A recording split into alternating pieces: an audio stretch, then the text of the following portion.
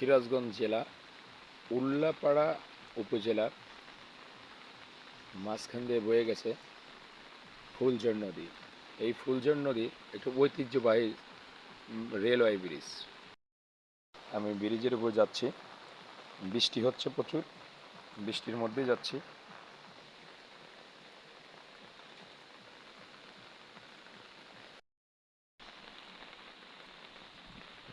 আমি আর বেশি দূর যাব না, কারণ বৃষ্টি হচ্ছে, ভয় করে। অনেক দিন ধরে ব্রিজে উঠি না।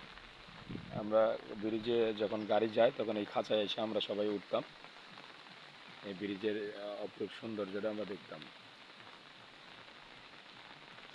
এই সেই ফুলঝড় নদী, এই যে ঐতিহ্যবাহী ব্রিজ, যেখানে আমার শৈশব কেটেছে। এই ব্রিজের পাশে আর একটি কার্ভার্ড ব্রিজ আছে, যেটা দিয়ে আসলে আমরা সিএনজি অটোরিকশা চলে। আর এই ব্রিজ দিয়ে আমরা এখান দিয়ে ঢাকার পথ, চিটাগং, ঢাকা, রাজশাহী, ইন্ডিয়া সব জায়গাতে যাওয়া যায়। এই সেই ঐতিহ্যবাহী ব্রিজ এবং অসম্ভব সুন্দর জায়গা। সবাইকে ঘুরতে আসার জন্য দাওয়াত রইল।